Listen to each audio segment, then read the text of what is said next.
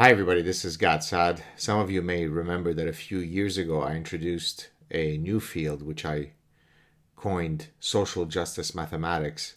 I will put a link to that sad truth clip at the end of the current clip.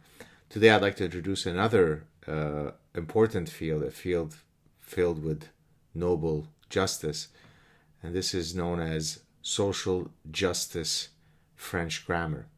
So it's not enough, I don't think, to teach kids how to properly conjugate verbs in French, which is a difficult language to master.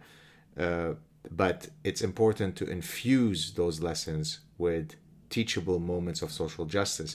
Before I do that, let me read you some of the recent tweets that I posted in case you don't follow me on social media. So my wife advised me that one of her Facebook connections demanded that all Trump supporters should unfriend her. She does not want to be associated with anyone who might be nuanced about Trump. This is a form of noble progressive liberalism. Erase the other for peace and unity. And then I got into some elementary school stuff stemming from the experiences of my children. So a teacher at my daughter's elementary school was lecturing about white privilege, white supremacy, BLM, Nazi Trump, etc. It is never a good idea to indoctrinate elementary school children when one of the dads is called Gad Saad. I'm proud of my daughter for having spoken out. And then this is going to lead us soon to the social justice French grammar. When you are teaching French verb conjugation to elementary school kids, teach them the imparfait tense and shut the F up about your bullshit personal politics. Don't mess with my children, it won't go well. But then I thought about it, and I thought that it's actually maybe laudable to incorporate within a grammar lesson important social justice goals. And so I decided to prepare my own lesson on French grammar from a social justice perspective. And so here's what I've come up with so far. And let me know if there are any others that you think I should include. So social justice French conjugaison, conjugation in English. Je déteste Trump. Tu détestes Trump. Il déteste Trump. Nous détestons Trump. Vous détestez Trump. Il déteste Trump. And I give the ending of each of the verbs depending on the pronoun and so on. Got it, you filthy rubes? We must interject our politics to young minds for unity.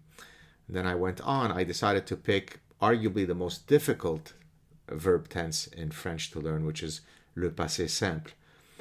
Je détestais Trump. Tu détestas Trump. Il détesta Trump. Nous détestâmes Trump. Vous détestâtes Trump. Ils détestèrent Trump.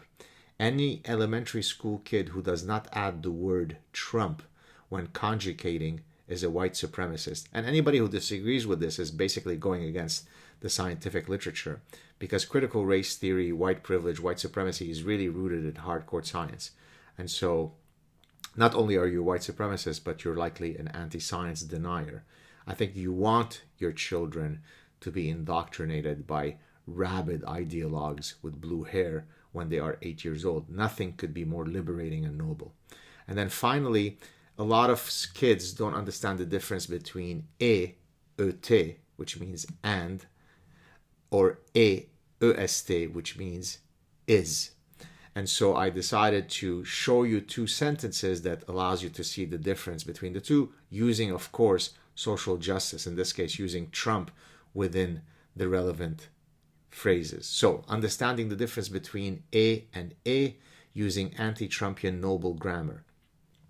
Hitler et Trump sont des monstres. Hitler and Trump are monsters.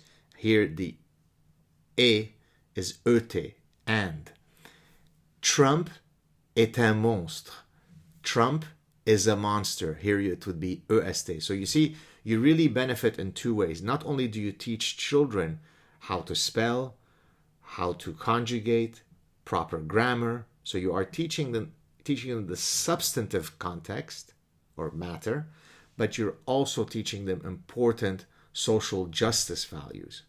Anyone who has anything nice to say about Trump should be exterminated, should be ostracized, should lose their job, should be unfriended, should be deprogrammed.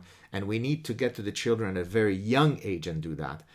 And I don't see how anybody could disagree with that. It's simply a liberal reflex to teach those who are straying from the path of nobility to come back to the fold. I wish I could say slowly we age. Take care, everybody.